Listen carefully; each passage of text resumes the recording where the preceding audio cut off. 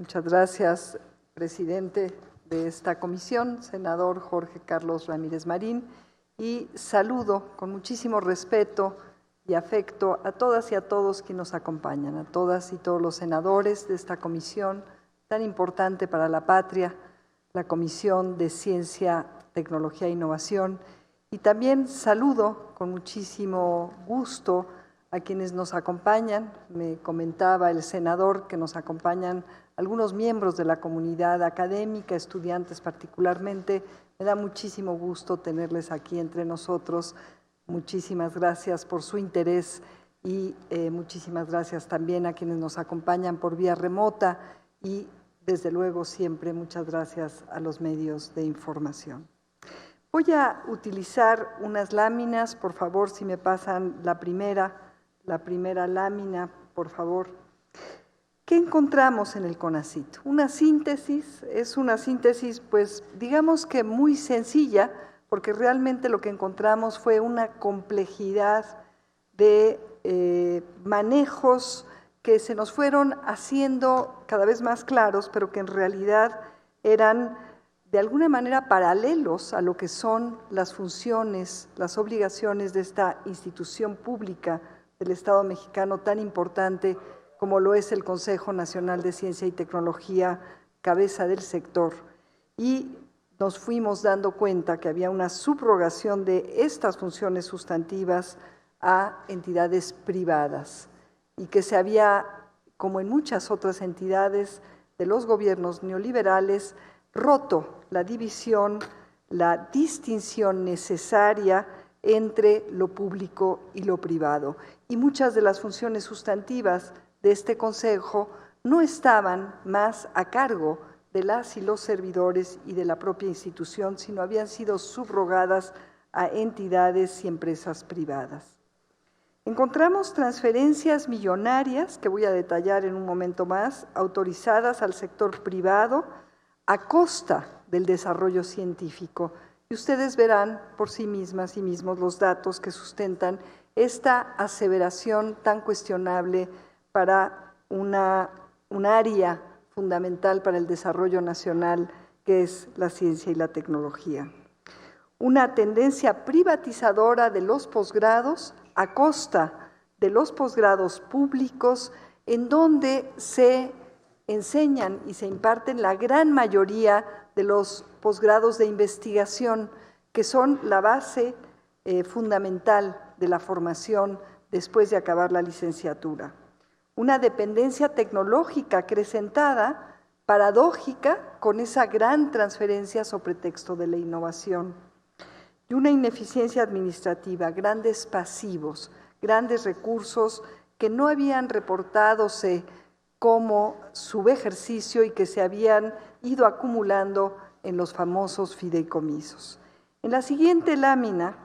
podemos ver en detalle la historia de estas transferencias y cómo esta política de generación de fideicomisos que fueron aumentando hasta llegar en el ramo 39 a 91 y que iniciaron con esta política administrativa en el gobierno de Fox con 40, así de repente,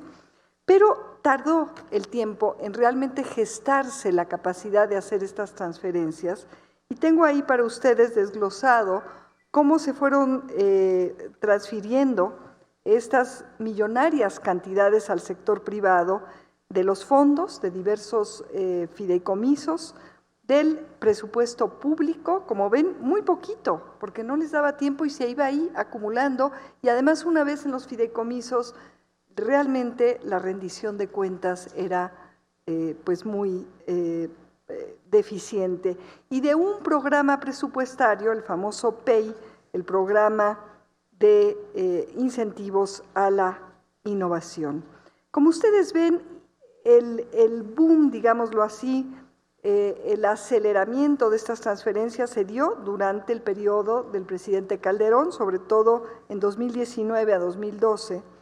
y algunos de los picos realmente sorprendentes que desde el punto de vista presupuestario, y por eso es que hemos insistido, y el presidente lo ha hecho también, no solamente se trata de recursos, una buena planeación en general de los recursos públicos, sino una buena incidencia de la ciencia y la tecnología a favor del desarrollo de este país. ¿Por qué? Lo vamos a ver en la siguiente, en una transparencia posterior, porque vemos que a pesar de que hubo estas grandísimas transferencias, en 2014 ustedes pueden ver que hubo un pico, y que sumaron 45,643 millones de pesos transferidos vía el CONACYT al sector privado. ¿A qué tipo de sector privado? A muchos tipos de empresas, pero sorprende que se transfirió una cantidad de recursos grandísima a empresas transnacionales como Monsanto, Continental, Volkswagen, Bayer, BMW, Honeywell y una larga lista que está disponible para ustedes en los informes que ustedes pueden consultar en nuestras páginas. Una primera acción que tomamos con iniciativa desde el CONACYT fue ordenar esta administración y tratar de hacer más eficiente la administración de los recursos del pueblo, que son sagrados, y transferir lo menos posible, pero si había transferencias con metas concretas de innovación, de desarrollo tecnológico a favor de nuestra soberanía y no con estos dispendios que en muchos casos no sustentaron, y hay ahí muchos ejemplos que luego podemos relatar con detalle, no sustentaron ni siquiera desarrollos científicos y tecnológicos al seno de estas empresas, que muchas no son de base científica tecnológica y que además no debía el gobierno de México subvencionar en todo caso su desarrollo científico y tecnológico, poniendo en segundo plano por completo el apoyo a las estudiantes, a los estudiantes, a la investigación científica básica y de frontera. Ya veremos en algunos de los resultados a qué sí se dedicó el recurso que mediante convenios transparentes se enfocó en desarrollos muy importantes para la nación. Entonces, en la siguiente lámina resumo cuáles son los resultados ya netos de esta reestructuración y planeación estratégica que ahora sí existe, que antes no, y esta eficiencia administrativa que nos propusimos desde el 1 de diciembre de 2018 para poder lograr mucho más con menos recursos, porque la austeridad es un timbre de orgullo de este gobierno. Fíjense ustedes que en el periodo que correspondió a la presidencia del licenciado Enrique Peña Nieto, de 2013 a 2018, sí hubo, como ustedes vieron en esas transferencias y también en otros rubros, pero sobre todo en ese tipo de transferencias, un gasto tremendo sobre texto de la innovación. México subió 162%, tuvo de crecimiento en gasto de innovación. Sin embargo, y esto es muy paradójico, la eficiencia de innovación descendió en el país con respecto a otras naciones, de acuerdo a la Organización Mundial de la Propiedad Intelectual, 16 posiciones. Con mucho más gasto transferido al sector privado, el país logró mucho menos. ¿Qué es lo que hemos logrado ahora? Bueno, para iniciar, lo que mandató el decreto presidencial, que fue extinguir, después de que nos esforzamos en hacer trámites importantes y gestiones políticas de acuerdos con tanto los gobiernos de los estados, que tenían a su cargo, en coordinación con CONACYT, 25 de los fideicomisos, con sectores del gobierno federal, 15, y se transfirieron a la TESOFE 21,853 millones de pesos, que en su mayoría pueden considerarse pasivos, y esto es una muestra clara de ineficiencia administrativa. Pero además focalizamos el esfuerzo también en recuperar recursos en proyectos insolventes, administrativa o técnicamente, recuperamos 7,500 millones de pesos, y con este ahorro y su destino a los campos fundamentales del CONACYT, ya veremos más adelante, de todas maneras hemos tenido un incremento neto en resultados de innovación de 6 lugares, es decir, invertimos la balanza. Vamos al primer eje, fortalecimiento de las comunidades en humanidades, ciencias, tecnologías e innovación. En la siguiente lámina pongo atención a nuestros primerísimos interesados e interesadas, el futuro de la ciencia del país, los y las estudiantes, que encontramos una creciente privatización, no solamente de la educación de posgrado impartido en entidades privadas,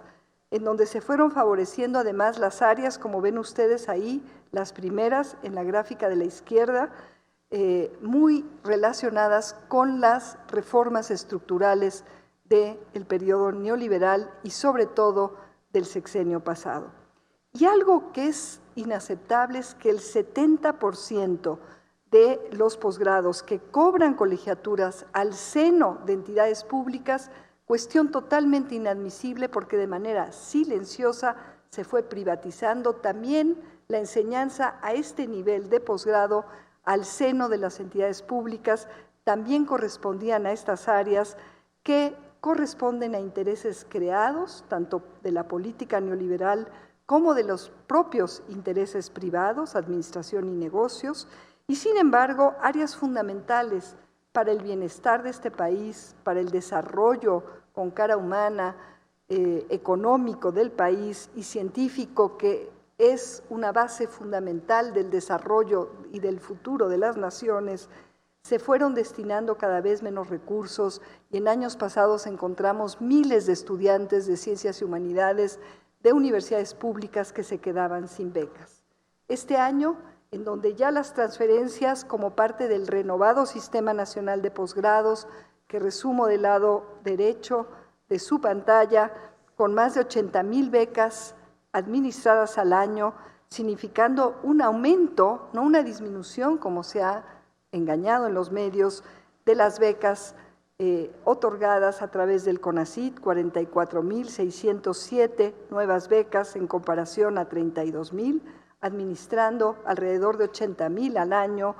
con criterios de asignación claros, transparentes, sin dejar a nadie atrás, a nadie fuera. Literalmente este año logramos atender el 100% de la demanda de becas nacionales y también se dieron, por supuesto, becas al extranjero. Se recuperaron con esto los posgrados públicos que ya no tienen que cobrar colegiaturas, la postulación es directa y hay una gran simplificación administrativa. Otro aspecto de apoyo de este primer eje, de apoyo a investigadoras e investigadores, bueno, se refleja en el icónico Sistema Nacional de Investigadores, que ha sufrido, como ustedes ven en la siguiente lámina, un aumento,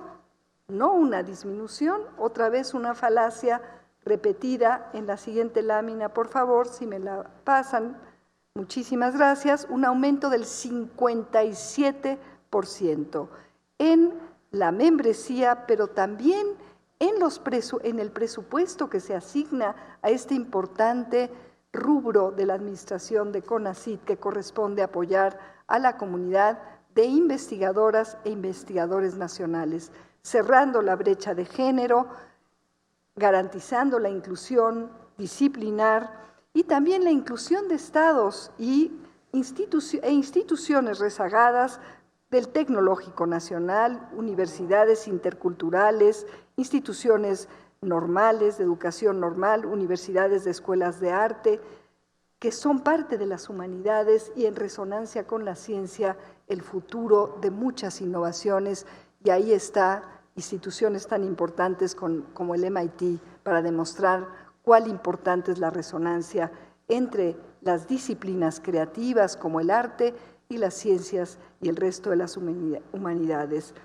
En este nuevo reglamento, que es el segundo que profundiza nuestros principios de la Cuarta Transformación, principios humanísticos, de inclusión, de pertinencia y además de consideración integral de las carreras completas de las y los colegas, y un cambio fundamental, poderles apoyar a partir de los 65 años y más, como ocurre ahora con el apoyo del gobierno federal a nuestros venerables personas mayores de edad a partir de los 65 años, para que puedan seguir recibiendo su estímulo a pesar de que ya no quieran o puedan seguir laborando en una institución de educación superior. Y con ello, además, también fomentamos el retiro digno y la apertura de nuevas oportunidades para las y los jóvenes. El rezago laboral es un pendiente que todavía estamos atendiendo, pero que hemos logrado ya atender casi el 70% de la demanda de puestos de alto nivel de colegas con doctorado, cuando todos ellos se quedaban sin ninguna oportunidad, y lo hemos hecho con el programa de Investigadores por México y un programa históricamente grande de becas postdoctorales, en donde nadie de los que tienen doctorado y que quieren empeñarse en un proyecto de investigación postdoctoral se queda sin apoyo. En el siguiente eje, que tiene que ver con la recuperación de la ciencia básica y de frontera, y hablo de recuperación porque paradójicamente, y en contraste, como se ve en la siguiente lámina, a las transferencias multimillonarias al sector privado, en 2017 y 2018, las y los investigadores, yo misma sufrí esto desde la academia, recibimos 0 pesos, 0 centavos para apoyar proyectos de investigación. Es decir, se fue abandonando el apoyo a la ciencia, sobre todo a la ciencia pública, que es en estas entidades, también en algunas excelentes privadas, donde se llevan a cabo proyectos de investigación. Esto lo recuperamos de manera inmediata y se han aportado ya cerca de 4,000 millones de pesos a miles de proyectos fascinantes, como es el de inmunoterapia basada en células dendrítica para atender males importantes en nuestra nación que tienen que ver con alteraciones del sistema inmune, o la protección social participativa para los migrantes en nuestro país, un proyecto fascinante, muy importante y urgente en ciencias sociales, o la documentación de la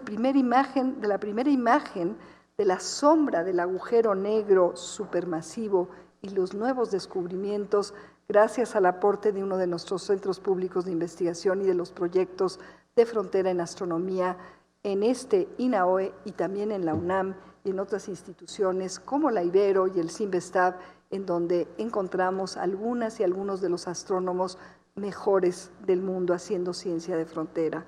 Y también el apoyo, por ejemplo, a laboratorios nacionales. Aquí rescato uno que ha sido pertinentísimo y que nos ha permitido colocar a México en la frontera del desarrollo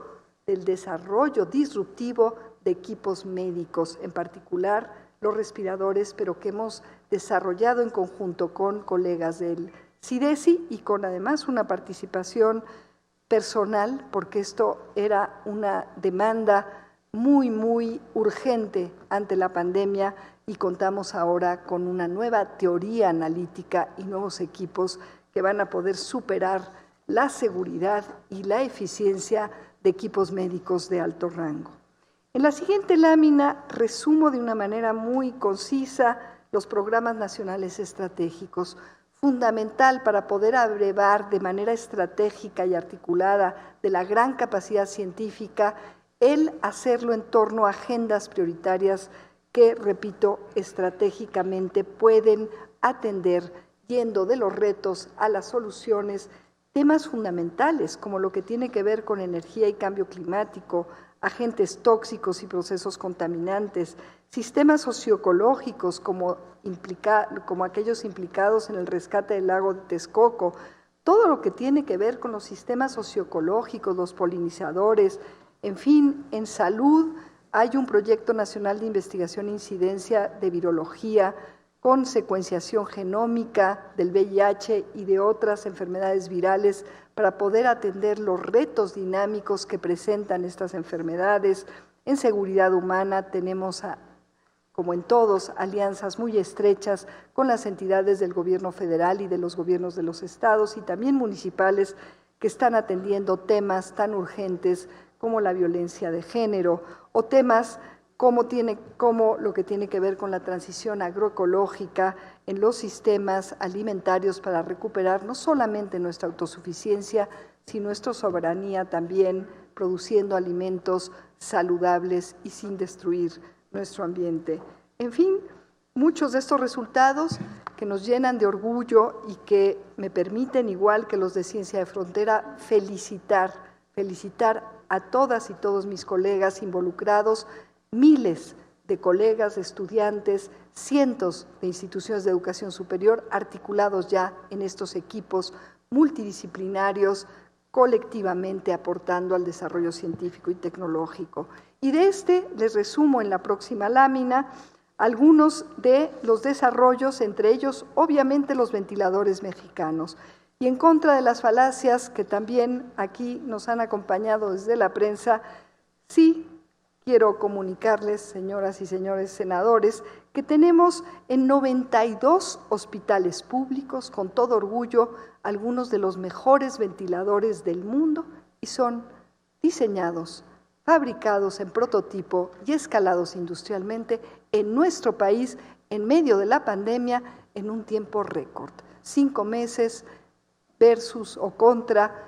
más de muchas veces 5 años, 6 años que se tarda un proceso de maduración tecnológica. Pero la patria, como dice aquí atrás, la patria es primero, la patria no los demandó y ahí están esos desarrollos que abren nuevos paradigmas y nuevas posibilidades y han cristalizado ya en posibilidades de tener una empresa mixta del Estado que se está articulando con la Secretaría de Hacienda para no solamente ahorrar como se hizo, un 50% al erario en la compra de estas más de 1,000 unidades fabricadas en nuestro país, sino también otro tipo de dispositivos médicos, torres de flujo, stent cardíacos mexicanos para atender a personas que sufren de infartos, entre muchos otros, y una recuperación de la infraestructura estratégica para poder, por ejemplo, monitorear la emergencia de brotes de enfermedades infecciosas, no solamente virales, sino también bacterianas. Y desde luego nuestra querida vacuna patria, que está ya caminando en la última fase de ensayos clínicos. Siempre hay incertidumbre, pero vamos sobre pasos firmes con resultados de seguridad y de posible eficacia, sobre todo en la generación de anticuerpos en las y los voluntarios que participaron en las fases anteriores muy prometedores. Tenemos acuerdos fundamentales y estratégicos para apoyar desde la ciencia a la transición al nuevo sistema federal de salud, el llamado IMSS Bienestar, y también una alianza estratégica con la COFEPRIS, en donde estamos trabajando muy de la mano en un modelo realmente riguroso, científico, de regulación a favor de la salud del pueblo de México. En el quinto eje, acceso universal al conocimiento, eje programático del CONACYT, pues quiero resaltar para ustedes un proyecto hermoso. Le contaba yo al senador Jorge Carlos Ramírez Marín, que justamente ahí en Oshkuskab desarrollamos proyectos de etnobotánica con el gran maestro Hernández Xolocotzi, que fue uno de mis maestros durante la licenciatura. Desde entonces, el amor por las culturas que nos dan raíz, identidad y también esperanza de futuro, nació también nuestro entusiasmo por el conocimiento profundo de las plantas de nuestro entorno también biodiverso, uno de los más ricos del mundo, de estas múltiples culturas de nuestro país. Y por ello, para mí era clarísimo y fundamental que un proyecto estratégico, y no solamente como espacios de paz, espacios de recuperación de este conocimiento tradicional milenario, sino como espacios de una verdadera innovación que puede surgir de un diálogo profundo de saberes entre estos saberes milenarios y la ciencia más contemporánea, y están ahí surgiendo algunos proyectos fascinantes. Y bueno, hay ya muchos resultados que relatar y que disfrutar, porque además están ahí regeneradas y resguardadas colecciones vivas de la gran diversidad de nuestro país. Implicadas más de 90 comunidades indígenas y mestizas, porque el conocimiento vernáculo mestizo también es fundamental. Se han llevado a cabo múltiples talleres, se ha impactado de manera virtuosa a más de 100,000 personas que de manera directa han atendido, en fin. Y una obligación del CONACYT que es el constituir el repositorio nacional a partir de repositorios institucionales, de recursos de información. Estaba ahí, se había comprometido una gran cantidad de recursos también, pero no funcionaba y ahora funciona. Y no solamente eso, sino orgullosamente les puedo decir que es un repositorio que tiene ya 23.8 millones de consultas y eso demuestra el impacto abierto y generalizado para nuestra cultura y el desarrollo futuro del país que tiene el tomarse en serio esta filosofía de ciencia abierta y de integración de estas herramientas. Quiero finalizar en la última lámina para ustedes resumiendo el proceso de consenso que nos ha llevado un encargo y una obligación como CONACYT, un encargo de parte de nuestro presidente, que fue estudiar, integrar las leyes disponibles y históricamente relevantes al ámbito científico, no solamente en México, sino en el mundo, y consensar, construir consensos con las comunidades de humanistas, científicos, tecnólogos e innovadores. Ahí están para ustedes los números: 100 actividades y eventos, 22 actividades con la comunidad específicamente de HCTI, en fin, más de 60,000 personas participando en opiniones para integrar lo que llamamos un anteproyecto que está casi a punto de turrón para poder ser sometido justamente a quienes pues seguramente todavía lo dejarán mucho más listo para atender las demandas estratégicas en materia de HCTI en nuestra nación. La estructura tiene que ver con la guía de nuestros principios siempre. Derecho humano a la ciencia como fundamento de la política pública, hoy mandatado en nuestra Constitución de manera novedosa a nivel mundial. Somos el primer país del mundo en donde se mandata como un derecho humano en la Constitución, en la Carta Magna de nuestro país, este derecho humano a la ciencia y a sus beneficios. Una política con visión de Estado, que no quiere decir centralista, pero sí articuladora, eficiente y eficaz, como se puede y se demostró en el caso de los ventiladores. Un sistema nacional articulado, integrado, pertinente y capaz de atender las prioridades de nuestra nación en seguridad humana, en energía y cambio climático, en salud, desde luego, en sistemas socioecológicos y la conservación de nuestra biodiversidad, etcétera. Mecanismos e instrumentos públicos de fomento y de apoyo claros, pero bien transparentes y concentrados en programas que nos permitan administrar los recursos públicos sagrados, los recursos del pueblo, de manera eficiente. Un Consejo Nacional de HCTI articulado que a través de consultas con todos los sectores del gobierno federal, de los gobiernos estatales, en donde se deben de tener resultados pertinentes y también de los gobiernos municipales, se puedan establecer agendas de prioridades estratégicas y un sistema nacional de centros públicos que ya está renaciendo con fuerza y dando demostraciones de capacidad pertinente para nuestro país. Está ahí la secuencia que ha seguido el proceso colectivo, consensuado de articulación de este anteproyecto y pues estamos ya en los últimos, ya se pasaron los dictámenes inclusive de Hacienda, de la CONAMER y estamos ya en el preámbulo de la presentación por parte de nuestro presidente, el licenciado Andrés Manuel López Obrador,